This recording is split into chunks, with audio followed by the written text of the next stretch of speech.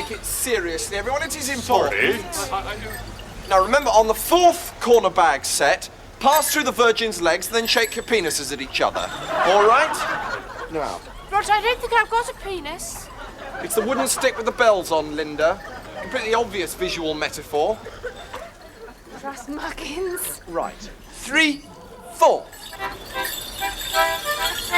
John, I've been doing some research and I've discovered the significance of the stripy stick with the flowers on the end. Really? Yes, apparently it represents a stripy stick with flowers on the end. And if you own one, your goat won't die. I think actually you'll find it represents a penis, Roger. Oh, are you sure? Yeah, whoa! And rest. Medieval people were so marvellously earthy. That's the great thing about Morris dancing, is there's so much more to it than meets the eye. Oh, tons more. Oodles. You know, I often think when I see people laughing and clapping and just enjoying the sheer fun and spectacle of it all, they've probably got no idea that it represents a 13th century wort cutter's Thanksgiving for the annual wort harvest and his penis. Do you know, the other day someone came up to me and they said that they thought Morris dancing was the most tiresome, tedious, weary, flat, stale, arid, unprofitable and totally lethally irksome exercise in the whole world. I just couldn't understand what he meant. No! Makes sense. I just feel sorry for people like that. Yeah.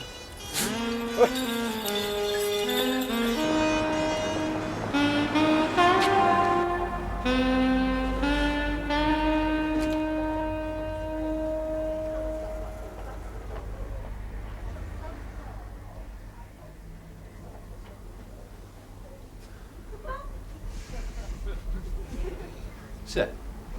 Good afternoon. I'd like a pair of trousers, please. Trouser. Sorry? Trouser for sir, yes indeed. Yes. A fine leg, if I may be so bold, is deserving of a fine trouser. And if sir will pardon the liberty, so fine a legging as sirs is rarely met with twice in one lifetime. Spanking. Spanking, the selection of our trouser for sir. And perhaps a pair of shoes as well. Sir will find we rarely part with a trouser, but that a gentleman's shoeing completes the sale. Spanking, an exhibit of our gentleman's winter shoeing to complement the trouser for sale. Yeah, perhaps not so much winter. Ah, oui, with Madam, our bosom boon companion and helpmeet, a punt on a summering even. Spanking, an exhibit of gentleman's shoeing for the Clement climb, with sir's fine leg and trouser always borne in mind. As for the colour... Sir requires a colouring. Colouring for sir? Is sir quite sure? No. However, sir is no doubt the best judge of his own leg, and a fine legging it is indeed.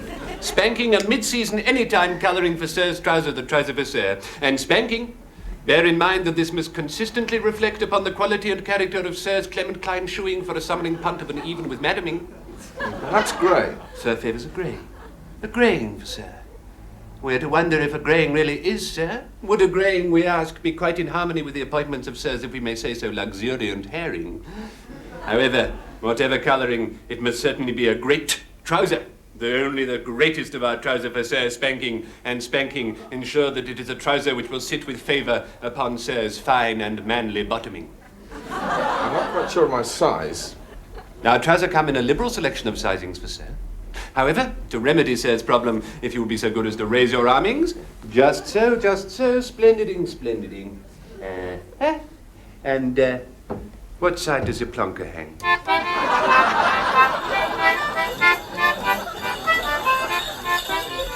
Hurrah, hurrah, good end, come one, come all, we'll show you sport and tricks and such, 'tis Lammastide, ye weary men. Wassail, wassail, God bless St. George and Snively Snook. Ha ha, ha ha, ha ha, ha ha. Take that, Jack-a-what, for a palsied croon. Ha ha, ha ha, ha ha, yahoo! Okay, everyone, do carry on drinking. Fun's the name of the game. Now, that was the opening speech of a 13th century Lammastide wassail, and I think you'll all agree that besides being a whole lot of fun, there was a lot more to it than met the eye. Yeah! Okay, everyone, hold on to your horses. It is pretty exciting, I know. Now, these local wassails died out about 600 years ago, and nobody really knows why. This Lammastide wassail's the most bloody boring experience of my life. Just because it's pre-Renaissance, they'll think we'll watch any old bollocks. Well, we won't be booking them again. Right now, Mrs. Dawson. Having a baby is the simplest thing in the world. Absolutely nothing to it. All right? After all, this is 1976. 83. 83. Basically, baby is a parcel. Your vagina is a letterbox, and I'm the postman who's going to deliver it. It's as simple as that. I hope you're not going to make me have it in a bath full of mud, because I won't conform. I want drugs, forceps, and a sterile and hostile environment. Splendid, Mrs. Dawson. That's quite the right spirit. As I always say, if you want to give birth to a homosexual, then go to France. How's hubby taking the news? Has he any preference regarding sex? Well, you know, what with the way I am, doggy-dog is our only option. What, are you making love? To Willie Cardy. No, not what are you making love, but what? Exclamation mark? Are you making love with you in your condition? Well, you know. No. You did say you used drugs, didn't you? Yeah, just for relaxation. I mean, I'm not hooked or anything. Is he kicking? Kicking? I'll say it's kicking. You wait till the little bastard gets born and give it such a smack.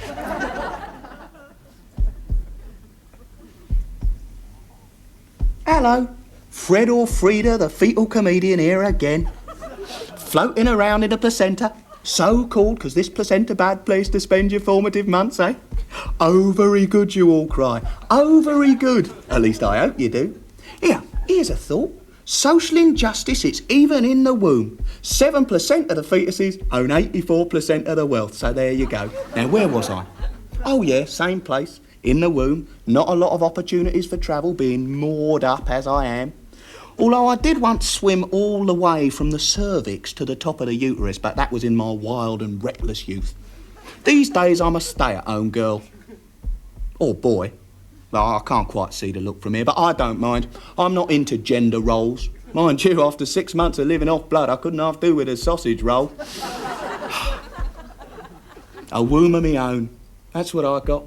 A womb with a view. And if you'd seen the view in here, you wouldn't wonder why it takes so long for the eyes to develop. It's a mess, stuff everywhere. But then again, I was forgetting. You have seen the view, haven't you? A long time ago. Which makes me wonder why people go around saying Mother's Day is just a cheap commercial marketing ploy. How soon we forget. All that kicking must be worth a card. Shape the Wood Queen's vagina. That's right. Good. Well done. And... Oh, it's so marvellously earthy. Yeah, I never knew vaginas could be so much fun till I took up Morris dancing. My God, half a pint of shandy's going to taste pretty bloody super after this. Yeah, Thorn and thistle. Yeah, Reek and briar. Young Tommy's whistle. wood on the fire. All right, all of you, you're nicked. Ho, you must think I was born yesterday. We're not all flat-footed, Mr. Plod. I just happen to be one of the ones that is. Good afternoon, officer. What a splendid job the police do. And all they ever seem to get in return is public criticism and suspicion. Well done, officer. Yes, well done, officer. Now then, what can we do for you? Filth, sir. Filth and smut. Some of us choose to keep our filth and smut to the confines of our lavatories. Not bring them out and flaunt them in front of the vicar, sir. No, it's a fertility dance, officer. Nookie dance, sir. Do you know what I do at Nookie? I sit on it hard as I can. Because I'm firm, but I'm fair. And I always get my man. Right, you look.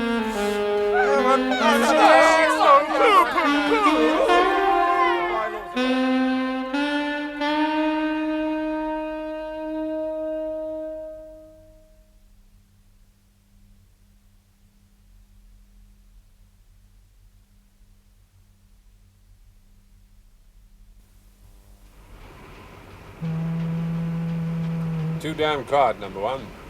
Too damn, sir. You can almost hear the silence, can't you, one? Almost, sir. God, this war. Yes, sir. What were you before, one? A vet, sir. A vet, eh? Yes, sir. Good training, good training. Oh, thank you, sir. What about you, number two? I'm afraid he can't hear you, sir. Oh, why not? He's dead, sir. Dead, eh? Yes, sir. So number two's dead, eh, one? 8 days ago, sir. Dead a week, but refuses to fall over. Makes you proud, doesn't it, sir? It does, doesn't it?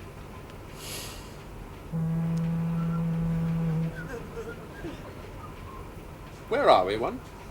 Belfast, sir. Exact position? Junction of Falls Road and Divis Flats, sir. Paddy's being damn quiet. You seen action before, number one? Not yet, sir. Can't wait. I think you're looking forward to having a crack at Paddy. Oh, you bet, sir. That's the spirit. Thanks. Let me give you a bit of advice. If you should kill a Mick, or two, one, don't feel personally responsible. You can't afford to feel. I shall remember that, sir. It's just this damn war. Yes, sir. Damn it, Paddy's rumbled us. Look, sir. My God, there must be 10, 11... There must be 15 of them. 15 children. And 3 late adolescents in support, sir. What are they using? Oh, it looks like 20-odd 4-inch rocks and 4 15-inch sticks. My God, big stuff, eh? Well, it's too late to take avoiding action. We'll have to engage. Action stations! Action stations! Love a duck, Ginger, here we go. Come on, Smiler, wakey, wakey. Starting to crows, Nobby. No peace for the wicked, eh? Come on, shake a leg, Smiler. I can't, Ginger. I can't take it, that noise. It's just a dustbin lid, Smiler. Just them old biddies banging the dustbin lids, that's all. I'm scared, Nobby, I'm scared. We're all of us scared, Smiler. None of us is heroes. But we got hearts of gold, and that's what's going to pull us through. Come on, Smiler, you can do it. Thanks, Ginger. I feel better now. I don't know what I'd do without you blokes, I really don't. You'll pull through, Smiler, and don't forget, I'll get you a pint after the op. Oh, you're a real pal, Nobby, you're a real pal. Chin up, me old beauty, it's all in a day's work. Today's modern navy breaches the ports other navies cannot reach. Hey diddle diddle, the cat and the fiddle, the cow jumped over the moon. The little dog laughed to see such fun, and the dish ran away with the spoon. Do you know that song? I know it. That's why I could sing it. Did you sing it with me? I hope so. I wonder if you can remember the first time you sang that song. It was the day we first met on this programme, 7 years ago. Can you count that with me? 1, 2, 3, 4, 5, 6, 7. Do you remember how last week we showed you how a cow has legs and a nose? Well, this week we're going to show you a woman going crazy. Look, some of you sent Teddy some lovely letters this week, but Teddy can't read them because he's plastic and filled with foam rubber. But if he could read them, he'd think what I think, that you're all going to be unemployed in 10 years' time, and we're glad. Except that probably, by then, those nice soldiers we saw trooping the colour will have beaten 7 types of shit out of you.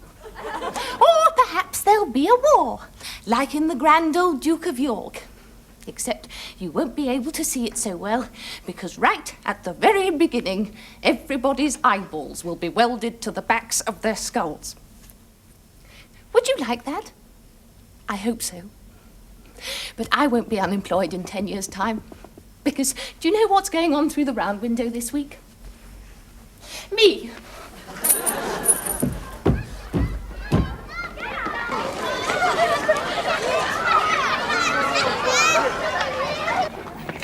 Well now, Horn, I've noticed a considerable change in the school magazine since you became editor. Frank and fearless, sir. Yes. Take this report on the recent pencil case robbery. That it should happen in Britain, sir. A scandal. Scores of youths, many of them black, roamed the vicinity both before and after the incident. The black ones looking particularly black. Yes, sir. Horn, we are an inner-city school. It was playtime. The theft took place in the playground. Just reporting what I saw, sir.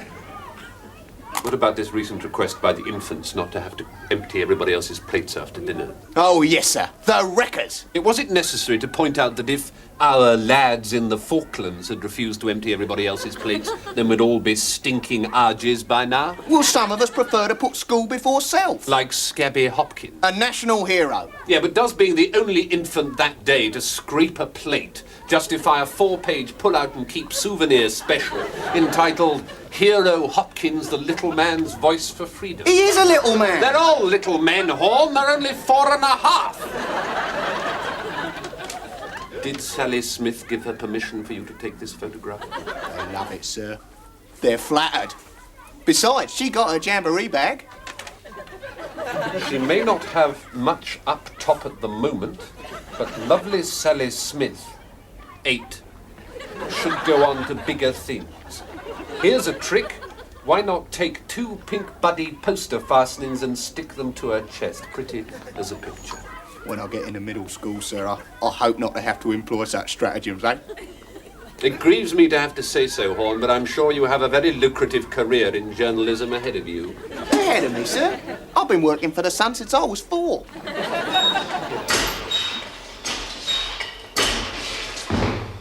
Oh, what about the SAS, eh? The SASA? No, Bernard, the SAS question mark. Things I can tell you about the SAS make your eyes curl. Really? Do. I'm all ears. Well, their motto, for example. Very close about that, they are. I got it off an old para friend. Apparently it's who dares wins, you know. Yeah, I had sort of heard that, actually, Alan. Yeah, well, a lot of people have sort of heard things about the SAS, Bernard. It's different having the facts. Yeah, completely different. Well, for example, you remember that Iranian embassy hoo-ha at Prince's Gate? Oh, vividly, yeah. The papers were full of it. SAS job. What, the old Sassers? Yep. Everyone kept pretty quiet about it at the time, but they were in the thick of that one. They just went in... Did the ruddy job? And withdrew in good order. Took them out. Totally out. I'll tell you another quite extraordinary thing, Bernard. SAS stands for Special Air Service. Well, then, are you sure you're not one yourself? You seem pretty well ginned up about them. Well, Bernard, they do represent Britain's finest fighting forces in the field. The finest, I might add, of the already first-class combat unit, which is the British Army. Oh, no, I've seen action myself, you know. On the television. Sure, Bernard, sure, but I think one can guess one's limits fairly well. I'm pretty sure I'd come up to the mark. My para pal promised I'd pass for a para without any problem, and he's taken some punishment. Yeah, handed it out too, I shouldn't have wondered. Bernard, he could totally take out any world-class heavyweight you care to mention. Muhammad Ali? Ah, now you see, everyone mentions him. He's actually comparatively easy to totally take out. Your pal's just a para. Absolutely. He always says the only thing he'd ever take out without bones breaking is either a beautiful woman or 2 beautiful women. He sounds like quite a fellow, Alan. Yeah, he always says to me, Alan, he says, all I am is an old foot slogger and a servant of the Queen. But I could totally take out any man you care to mention in a whirlwind of swift, effective, ruthless, no-nonsense violence. I wonder why it's called a Special Air Service. I know, that's a very intelligent question, Bernard. Oh, thanks, Alan. Well, I've probably told you too much already, but... Well, the fact is that no man need apply for a posting in the Special Air Service unless he is personally capable of unaided flight. Princesses can fly. It's a fact that if you can't totally take out any man you care to mention in a whirlwind of violence and fly, then don't bother to audition. No, sir. I noticed you said audition there, Alan. Yeah, disguise, characterization. Some of Britain's finest actors are SAS trained. Olivier, Gielgud. Glenda Jackson's, in fact, a full colonel in the Women's Royal SAS. Women's section, have they? It's small, but, small. It's like Monty said. They're within 30 yards crawl of a commie machine gun nest, and suddenly they want 6 months off to have a baby. It's not really honest, lesson. No, not at all, bless them. Still, it's an interesting thought that Lulu could totally take a man out with a single blow, isn't it?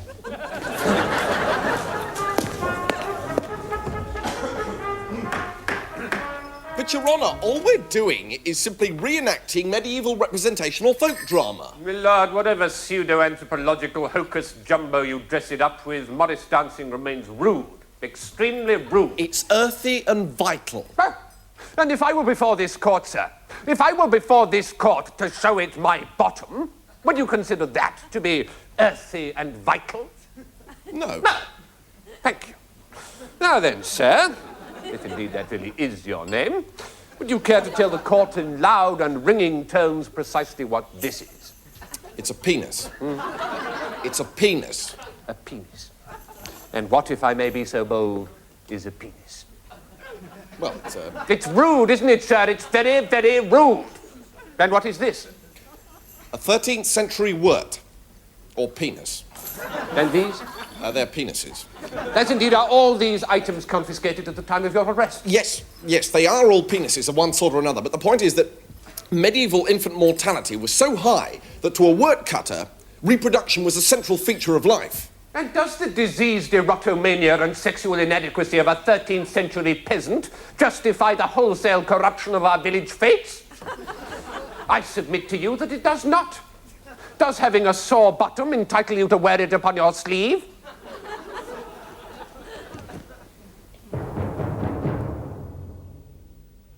Many people ask the question, should we be ashamed of our bodies? And of course, unreservedly I answer, yes. I am fully aware that a large section of the community carries one of these things about with them for their own personal use, but I suggest this is a sad reflection on society, rather than a matter for flamboyant rejoicing. The fact that rude things grow from various parts of the human body is a circumstance that the law tolerates, but no more. The innocent must be protected from Morris dances.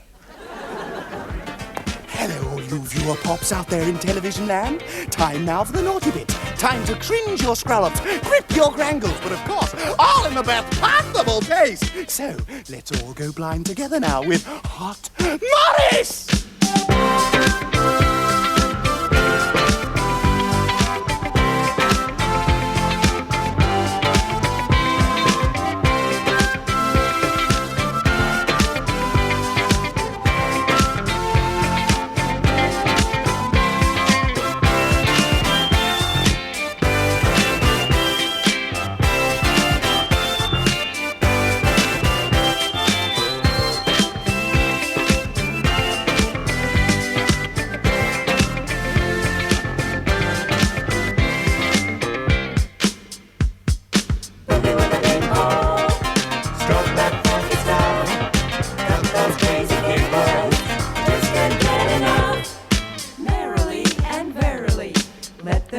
I say to thee, agility, virility, prosperity, and fertility.